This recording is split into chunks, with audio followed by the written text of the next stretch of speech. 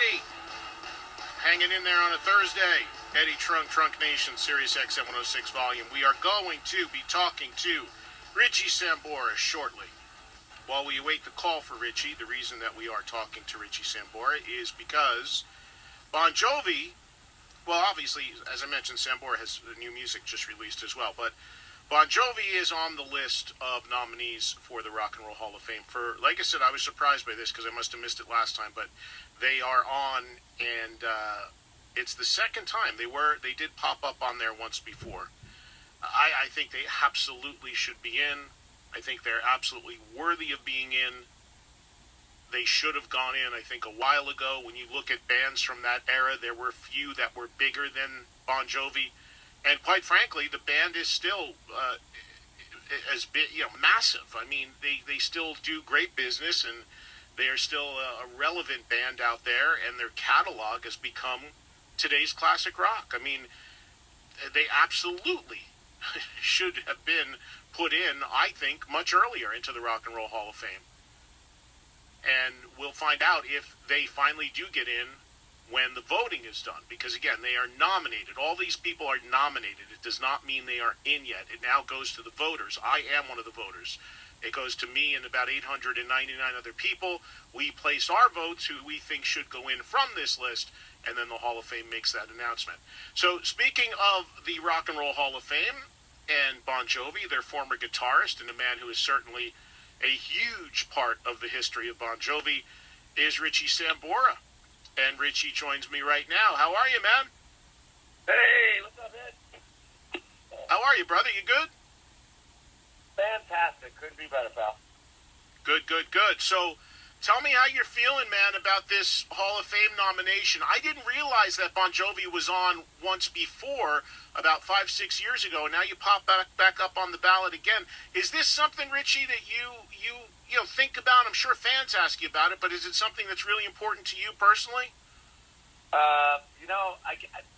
It's a big honor, but to be honest with you, I feel like I'm already in the Hall of Fame because, my life, I've been, playing with my peers and these guys that are in the Hall of Fame, whether it's Bob Dylan or Jimmy Page and all these guys for a long, long time. So, anytime you walk on stage with Buddy Guy or B.B. King or something like that, I felt like I was already in the Hall of Fame. So, but I'm, it's so good to be recognized, obviously, and all that, So it's like, yeah, that's, it's a thrill. I mean, obviously, it's something that's really important to the fans. It's something that I feel with the mark that you and the rest of the guys in Bon Jovi made is absolutely worthy and should happen. Assuming it happens. Oh, thank you, brother. Thank you. That's very nice. Well, I've been saying, so assuming you do get in, I don't get putting the cart before the horse a little bit, but I'm assuming you would be okay to go back and at least play with those guys for that night, right? Of course, man. Hey, look, at the end of the day, the great thing is that we made a lot of people happy. We put a lot of asses in the seats. We sold a lot of records and wrote some great songs that made a lot of people happy. So, I guess if I do get in, I'll feel like it's maybe deserved or something like that. But that's the way I look at it. I mean, as long as we were out there playing for 30-some-odd years and made a lot of people happy, so maybe that's a deserved thing. Yeah, and I think the other thing is you talk about it in past tense, but you still are. I mean, the music you created with the band is everywhere still. I mean, it's all over the radio. It's everywhere. So the way I think a big thing, Richie, is how you look back on the music and how has it endured, how has it aged. And I think the catalog and the music you created with Bon Jovi has aged pretty amazing. Would you agree? Do you still feel that it sounds great and you're very proud of what you did there? Yeah, of course. The older recordings. Yeah, pretty much everything. Yeah. There's always something that you can make better a little bit, but that was a moment in time, and then we really hit it. It's like the hit song is something that I think, or a song that has impact, is something that revolves around the culture and all that other stuff. And then we kind of hit it right at the right time back then, so that was a really good time. Well, and again, it's a tough thing to talk about because you're not in, so we're dealing with hypotheticals, but it's nice to see that you're on the ballot, and it should absolutely happen. And hopefully, and I know with the fan vote, the way Bon Jovi fans are, and I'm sure you can speak to this, for the fan voting aspect of it, I would be shocked if Bon Jovi isn't the winner on the fan voting. Shocked. We'll be shocked, Ed. Both of us. Because you know how Bon Jovi fans are. I'm sure they're already rallying to try to figure out how to do all the voting and move this thing in your direction. Well, let's hope so. We'll see what happens, man. Like I said, I've been Susan Lucci before. Hey, you got... Kat, I've been to Susan Lucci. I've been to Susan Lucci, the Grammys. I've been, so, I ain't counting my chickens before they're hatched, my brother. Hey, man, it wasn't too long ago. I guess it was back in January. I sat in... You came and did my show with Orianthi, and you guys sat... Ori's sitting right here. Oh, hey, Ori, how are you? Hey, doing great. How about yourself? Great, great. Well, it wasn't too long ago. We sat in your truck, and you cranked me some songs from RSO, and now you finally got some stuff out, right? People can get it. There we go. I mean, you know what? It's a very exciting time right now, I mean, all of a sudden, all this stuff's going down. Yeah, we dropped the EP last week, and it's been, the reviews have been wonderful, and people seem to be liking it, man, and we're just happy as hell. When I talked to you about it at the time when you were playing me this stuff, Richie, you were saying, I was like, how are you going to put this out? And you were like, I don't know, man. What do you do with new music today? How do you put it out? What do you do? So you made the choice to lead with an EP. What's the rollout going to be like? Is it going to be a series of EPs? Are you going to do a full record? Have you figured that out yet? Yeah. Yeah, we put out one EP already, and then another one's coming out really soon, and then, it's going to sort of, by, I think, early next year, we'll have a full album. So yeah, it's a series of stuff. Keep on releasing content, and, I think that's cool. Yeah, we got we recorded, we got 25, basically we have a double album already recorded, and then we got another, I don't know how many songs on the barbecue there, you know what I mean? So for a guy like me, for a guy like me that likes the full album experience, eventually that will come. You will do a 10, 12 song sequenced album. Well, yeah, what's going to happen now is the next EP is going to come out. So if you got the first one, then you got the next one. And then we're going to put the third EP out, and then maybe we'll make that that'll be the proper record, and then there'll be 2 EPs that'll come after that.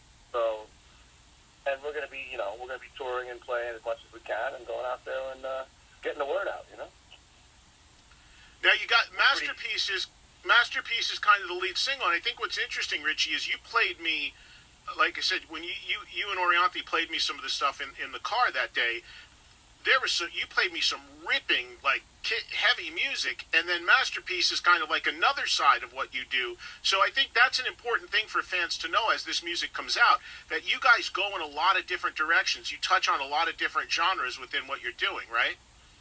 Yeah, well, you know what? That was a pretty hard part, man. It's like, I've never did a release schedule or anything like this. Or too, right? I've never done something like that. Right? No, not really. No. So it's like to try to tell a story of a new, entry into the foray of the music business at this point in 5 songs was quite a daunting task. Actually, especially when we got 25 songs already done. So you had to pick 5 of those songs, and so we try to give people a good cross section of the genre. Surfing that we did. I like to call it genre surfing because Ori and I just try to take as many different genres as we can, whether it be blues and pop and hard rock and this, that, the other thing, country a little bit, and kind of own it. And I'm real proud of the way this came out because it sounds, for me, it sounds fresh and doesn't sound like anybody else. It's a new sound. It's pretty diverse as well with a selection of songs on this, with opening of Rise, which is kind of heavy, and you've got, Masterpiece, and then Truth, which is a ballad.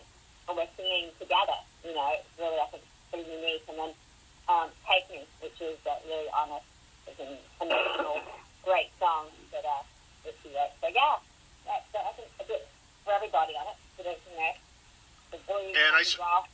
A lot more to come, Ed. That's what I'm saying. That's the great thing that you said is that there's a lot more stuff coming around the bend. Yeah, and I saw you guys play at NAMM, and I thought the live show was fantastic. And I imagine now that you've actually got music that people can buy, you're going to get out there and work it even harder as far as touring. You have stuff lined up as far as that's concerned. Yeah, for next year. So, so for this year, you're going to continue to, I would think, make music and then line up, really getting out there and working the road next year. Yeah, and just getting out there and getting the word out.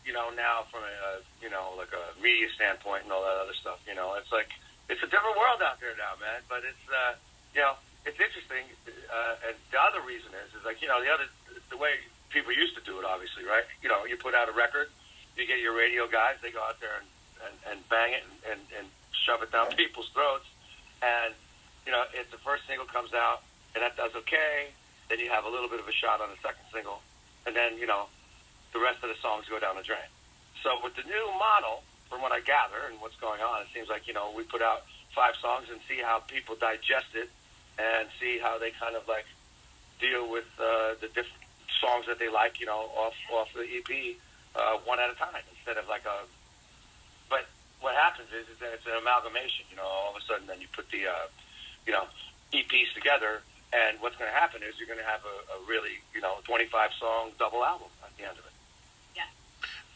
The last thing I want to ask you guys, you both have long histories in the music industry. Richie, yours, of course, is longer because you started earlier I don't on. have teeth anymore. It's about gums now. It's about gums. I don't Really? But do you... Yeah. But... Thanks a bunch, But what I wanted to ask you though is you both have had record deals and you both have worked within the old model of the music industry. I look good for 75, Ed. Oh, stop. What are the pros and what are the pros and... I'm going upwards, man. Everybody else tries to go down in age. I'm just going to continue to go up. Because it's fantastic. I look good for 75, man. I know. Always like 18 years old. That's just bizarre for me, right? Always started playing with Santana when she was 4. Yeah, totally. What I'm trying to get at is, do you like the way the business is now? Because both of you worked under the old model when you had a record label and you had this big team. Now you got to get your hands a little bit more dirty. You got to get out there and you've got to really press the flesh and make. Do you like it better the way it is now, or do you prefer the old model? It's sort of, I don't know.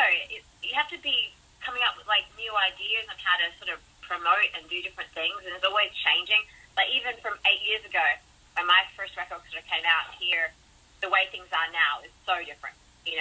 It's crazy. So yeah, it's like ever changing, man. It's like changes by the month, I think, and it's very kind of a liquid business model, kind of. Right. It's kind of, but you know what? Hey, personally, I liked when the business was crooked. Payola was fantastic as well. Come on, man. Hitman, let's go. That was in the days when radio. That's when. I think what what has to happen is I think you got to be flexible, kind of thing. You know what I mean? I think that's what longevity is about. Being able to stretch across a bandwidth of many years in a business. I mean, Ori and I don't really have a choice. We have to deal with the business that comes to us and what we can do as entertainers and songwriters and artists is just continue to make the best music that we can make to entertain people. I mean that's really important. Well, listen, it's good to talk to both of you again. Hopefully we can get together again soon. I look forward to hearing all the music as you continue to put it out. And everybody pick up the RSO EP that's out there now, wherever you get your music, in whatever format you get your music. And Richie, I hope, let's hope that the Rock and Roll Hall of Fame does the right thing. And we're talking to you again about being inducted with Bon Jovi. I think it is overdue and should absolutely happen. So fingers crossed for you. Well, thank you, brother. Appreciate it, man. But listen, go check RSO out. Yeah, right. That's it. Definitely. All right. We'll put the word out for you, man. Take care. Take care, Ori, okay? Take care. Take care, bro. Thank you. See ya. Richie Sambora and Orianthi giving a shout on a Thursday and talking a little bit about this new music that they have and a little bit from Richie about the whole Bon Jovi Rock and Roll Hall of Fame thing, which, again, as I've said before, it's a tough thing for these guys to talk about being on these ballots because they're not inducted. There's not a lot you can say. But it's nice to be on the ballot. We'll see. I mean, what can you say? So it was interesting to get his perspective, I guess, in the sense that he said he feels like he's already in the Rock and Roll Hall of Fame because of the success he's had and the people he's had a chance to play with, but absolutely way more interested in promoting his current music, which would be the case with most artists. All right, let's hit a break. We'll come back. Thanks to Richie. Thanks to Ori. I'm going to get into more on the Hall of Fame, and, of course, I'll take you through my night with Sebastian Bach last night that I am still feeling the effects of. It's Trunk Nation on a Thursday, SiriusXM 106 Volume.